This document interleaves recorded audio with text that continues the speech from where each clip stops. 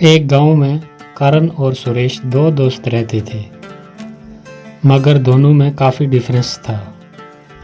करण जहां एकदम गोरा और चालाक भी था और ऊपर से अमीर भी था, वहीं सुरेश एकदम काला कलोटा और ऊपर से सीधा साधा और हालात में गरीब भी बना दिया था। करण उसके कालेपन और गरीबी का बहुत मजाक उड़ाया करता था और करण को बीवी भी ऐसी मिली जो उसके घमंड को दुगना कर गई और उसने उसके कान बार बार के कि कैसे भी करके इस अपने गरीब काले दोस्त से पीछा छुड़ाओ। खुद तो एक अच्छे खासे मकान में रहते थे, वहीं सुरेश एक छोटे से मकान में अपनी पत्नी के साथ खुश रहने की कोशिश कर रहा था, लेकिन उसकी बीवी उसे खुश नहीं रहने देती थी। वो उसे गरीबी के ताने मार मार के हर दिन उसे अंदर से खोखला ही कर दिया था। एक दिन परेशान होकर सुरेश जंगल में बहुत दूर दूर निकल गया। रात भर जंगल में बिताने के बाद जब सवेरे उठा तो उसे पास में एक कुआं नजर आया। असल में ये जादुई कुआं था। सुरेश ने उस कुएं में अपने हाथ मुंह धोकर मन ही मन में बोला, काश मैं भी अपने दोस्त की तरह गोरा और अमीर होता।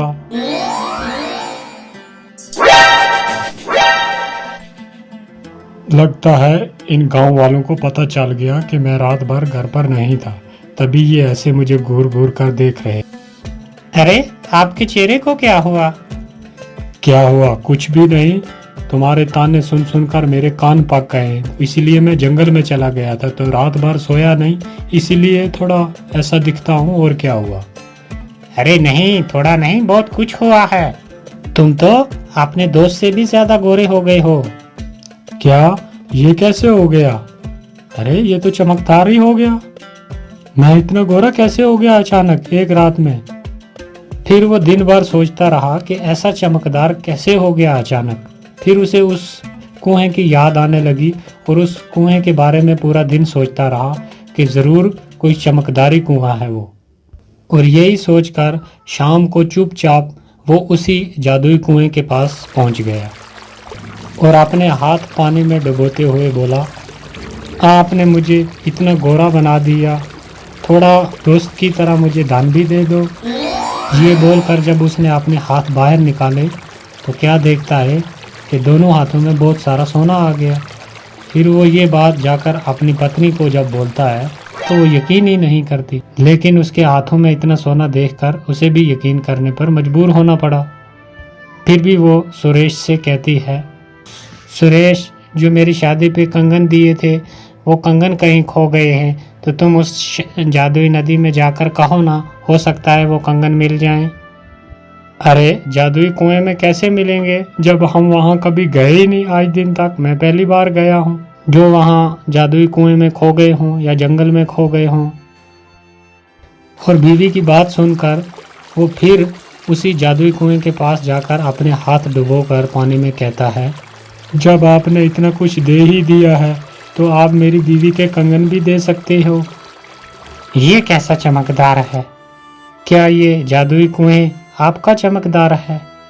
हाँ बिल्कुल, मैं एक जादुई कुआं हूँ और तुम्हें जो चाहिए, जब चाहिए, जितना चाहिए, अपने लिए और अपने दोस्तों के लिए जो भी मांगोगे तुम्हें फौरन मिल जाएगा। आप सच कह रहे हैं? जादुई कुएं क्या? हाँ, लेकिन एक बात याद रखना, तुम अपने लिए या अपने दोस्त के लिए जो भी मांगोगे उसका तुम्हें दुगना दे दिया जाएगा। इस बात को अच्छे से याद रखना। अगर ऐसा है तो मेरा एक ही दुश्मन है और वो दोस्त है मेरा जिसके पास अच्छा मकान है। मैं चाहता हूँ कि उसके पास और भी मकान हो और भी दौलत हो।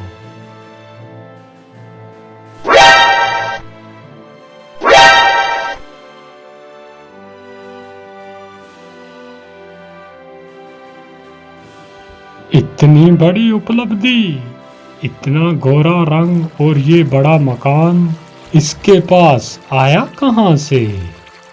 यहाँ दिल का अच्छा और बोला सुरेश उस जादुई कुएं के सहारे मजबूर और बेबस लोगों की मदद करने में लग जाता है।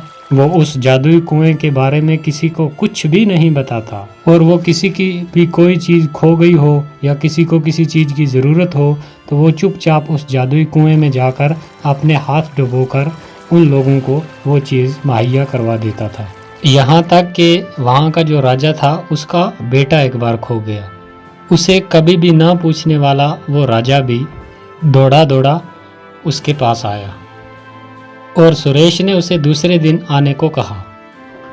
फिर रात को सुरेश चुपचाप उस कुएं के पास चला गया और अपने हाथ पानी में डालकर बोला, ए जादुई कुएं, ये राजा मेरी कभी कोई इज्जत नहीं करता था, लेकिन आज अगर उसका बेटा मिल जाए तो मेरी बहुत इज्जत बन जाएगी। बेचारा बहुत परेशान है, उनका बेटा मिला दो।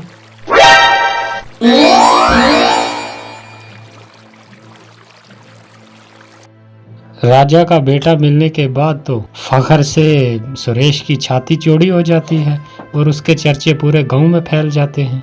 अब हर कोई उसे मदद मांगने के लिए पहुंच जाता है और सुरेश की चौड़ी छाती देखकर करण और उसकी बीवी बुरी तरीके से जल भुन जाते हैं। फिर एक दिन एक गांव के किसान की एक बकरी खो गई और वो बकरी किसान के बेटे को बहुत ज़्यादा प्यारी थी, जिसके दुख में वो बहुत बीमार पड़ जाता है। फिर दूसरे दिन वो किसान आता है सुरेश के पास और बोलता है कि मेरी बकरी खो गई है, जिसकी वजह से मेरा बेटा बीमार पड़ गया है, आप मेरी मदद कर दीजिए, मेरी वो बकरी ढूंढ कर ला दीजिए जिसकी वजह से मेरा बेटा बच जाएगा। और सुरेश उसकी ये बात सुनकर उसे हौसला देता है कि आप फिक्र मत करें, कल सुबह आपकी बकरी आपके पास पहुंच जाएगी। उसकी ये बात उसका भाई करण गिद्ध की तरह नज़र जमाए हुए ये बात पूरी सुन लेता है और सुरेश जब बकरी ढूंढने के लिए जाता है तो उसके पीछे पीछे उसका वो दोस्त करण भी उसका पीछा करता करता वो भी पहुंच जाता है और उसे ये सब करते देख लेता और सुन भी लेता है और उसे सारी बात समझ में आ जाती है कि ये जादुई कुआं है। और अमरीश के वहां से जाते ही वो जल्दी जल्दी उस कुएं के पास पहुंचता है और उस कुएं में वो भी अपने हाथ डालकर कहता है, मेरी बीवी को सर से लेकर पाँव तक सोने से लाद दो, बहुत सारा सोना दो मुझे। धन्यवाद जादुई कुएं, अब मैं भी आपसे हर चीज मांग कर ले जाऊंगा। हाँ, मगर याद रहे, तुम अपने दुश्मन के लिए जो भी मांगोगे उसका तुम्हें दुगना मिलेगा। मैं भला अपने दोस्त या किसी दुश्मन के लिए क्यों मांगूंगा, मैं तो सारी जिंदगी अपने ही लिए मांगूंगा। हाँ। और घर पहुंचने पर जब उसकी बीवी उसके हाथ में इतने गहने देखती है वो तो खुशी से पागल ही हो जाती है। इस तरह से तो हम दुनिया के सबसे अमीर तरीन इंसान हो जाएंगे और हमारी बराबरी का कोई भी नहीं रहेगा। अरे क्यों नहीं, वो सुरेश है ना, वो तो हमारी बराबरी का है ना, उसे उस जादुई कुएं का पता है। तो कुछ ऐसा करो ना ताकि वो वहां तक जा ही ना सके। क्या करूं, तुम ही बताओ, आज तक तो आप ही की मान कर चलता रहा हूं, आज भी कोई सलाह दे दो। तुम ऐसा करो, उसे अपाहिज कर दो ताकि वो वहां तक जा ही ना पाए, फिर सारे कुएं के मालिक हम खुद ही हो जाएंगे। हाँ ठीक है, ऐसा ही करूँगा मैं। दूसरे दिन फिर खुशी खुशी करण जो है वो उस कुएं के पास पहुंच जाता है और अपने हाथ डालकर बोलता है, ए जादुई कुएं, मुझे बहुत सारे कपड़े साड़ियाँ दो मेरी बीवी के लिए। ए जादुई कुएं, मैं चाहता हूँ कि मैं ही आपके पास आऊँ, इसलिए मेरे दोस्त सुरेश को अधमरा कर दो ताकि वो यहाँ तक पहुँच ही न सके।